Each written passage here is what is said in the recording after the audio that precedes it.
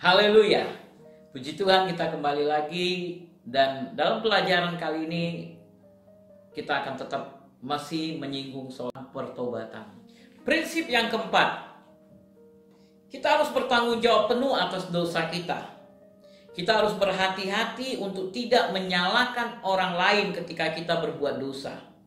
Kita tidak harus seperti Adam yang menyalahkan Hawa dan seperti Hawa yang menyalahkan ular.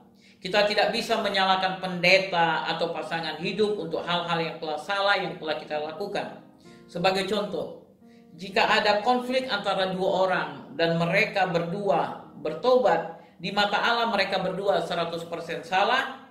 Dalam Mazmur, Daud mengatakan, Mazmur 32 ayat 5, "Dosaku kuberitahukan kepadamu dan kesalahanku tidaklah kusembunyikan. Aku berkata, aku akan mengaku kepada Tuhan pelanggaran-pelanggaranku, dan Kau mengampuni kesalahan karena dosaku." Dia berkata kepada Tuhan ketika anak yang hilang kembali ke ayahnya, "Aku telah berdosa terhadap kamu."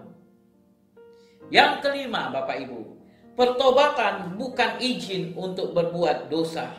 Roma 6 ayat 1-2. Bolehkah kita bertekun dalam dosa supaya semakin bertambah kasih karunia itu?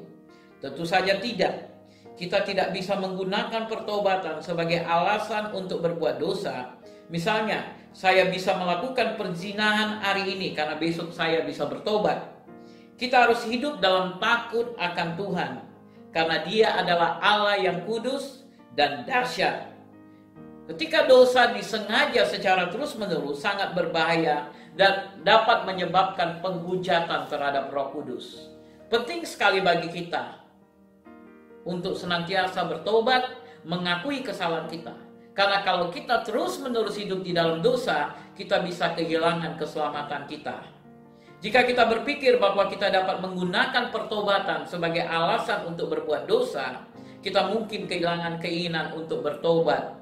Dan tak lama hati kita akan jauh dari Allah, menjadi dingin. Langkah yang keenam, prinsip yang keenam, ada konsekuensi daripada dosa. Pertobatan akan menghasilkan pengampunan, tetapi tidak akan membebaskan kita dari konsekuensi dosa.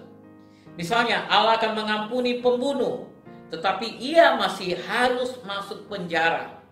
Kita membaca tentang Esau dalam Ibrani 12 ayat 16-17. Tuhan mengampuni dia, tapi dia tidak bisa lagi mewarisi berkat yang dijanjikan kepada dia. Bahkan ketika ia bertobat, gak bisa. Kita memiliki contoh Raja Daud. Meskipun Allah memaafkannya karena dosanya dengan Batsheba, dosa perzinahan, dosanya terpengaruh hubungan keluarganya setelah itu. Rembesan kepada keturunan-keturunan. Dosa tidak dapat mempengaruhi tujuan kekal kita, tetapi dapat mempengaruhi panggilan dan pelayanan kita. Prinsip yang ketujuh, pengakuan publik dapat mematahkan kuasa dosa. Mengakui kesalahan kita satu sama lain supaya kita disembuhkan. Di dalam Yakobus pasal 5 ayat 16 kita membaca, pengakuan dosa publik adalah tindakan kerendahan hati, dan Alkitab mengatakan Tuhan memberikan kasih karunia untuk orang yang rendah hati. Haleluya. Belajar untuk rendah hati. Jangan takut untuk mengakui dosamu terhadap orang lain. Ketika engkau mengakui, maka itu akan melahirkan kekuatan yang luar biasa dalam hidupmu. Prinsip yang ke-8 adalah penting bahwa pertobatan kita lengkap dan mendalam. Hal ini baik tidak hanya untuk bertobat dari dosa-dosa kita di hadapan Allah, tetapi juga untuk bertobat dari segala konsekuensinya. Misalnya ketika kita berdosa, kita tidak hanya tidak mentaati firman Allah, tetapi kita juga mendukakan Roh Kudus. Kita telah memberikan pijakan untuk iblis untuk masuk dalam kehidupan kita. Kita bisa saja menyinggung orang lain. Kita tidak takut akan Tuhan, dan hati kita menjadi dingin. Ketika kita mempertimbangkan semua konsekuensi dari dosa kita, sering melepaskan kasih karunia yang besar untuk kita bisa menang atas dosa itu.